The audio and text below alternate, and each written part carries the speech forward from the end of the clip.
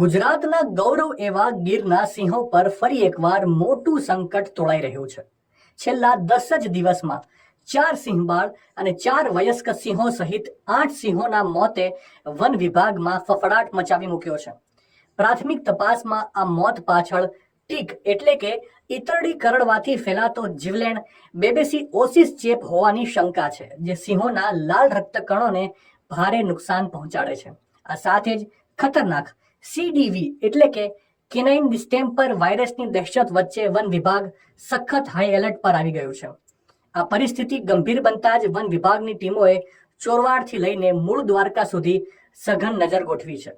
વેરાવળ રેન્જમાં 20 થી વધુ સિંહો પર 24 કલાક ડિજિટલ મોનિટરિંગ થઈ રહ્યું છે. અત્યાર સુધીમાં 17 સિંહોને આઇસોલેશનમાં રાખીને સારવાર શરૂ કરાઈ છે, જ્યારે 350 થી વધુ સિંહોનું હેલ્થ સ્ક્રીનિંગ હાથ ધરાયું છે. જો કે રાહતના સમાચાર એ છે કે ACF કલસરિયાના જણાવ્યા મુજબ હાલ વેરાવળ રેન્જના તમામ સિંહો તંદુરસ્ત છે. સરકારે પણ સ્પષ્ટતા કરી છે કે આ કોઈ મહામારી નથી.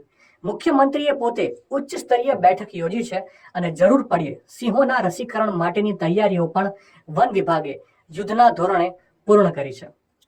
જૂનાગઢ જિલ્લાને ગૌરવ અપાવતી એકમાત્ર સંસ્થા શ્રી પાર્થ એકેડમી, જ્યાં શિક્ષકો તેમજ ટ્રસ્ટીના મને એક જ સૂત્ર માટે છે કટિબંધ: શિક્ષણ દ્વારા શ્રેષ્ઠતા. અહીંના કાર્યક્ષેત્રની વાત કરીએ તો KG થી ધોરણ 10 અને 11-12 આર્ટ્સ કોમર્સ.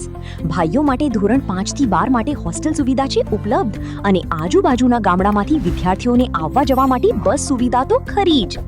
તો આજે જ એડમિશન માટે સંસ્થાની મુલાકાત જરૂરથી લો. મૂળ ગોરેજ, વલ્લભગઢ, માંગરોળ કિશોદ હાઈવે, તાલુકો માંગરોળ, જિલ્લો જૂનાગઢ. Mobile number 87 118 181 82.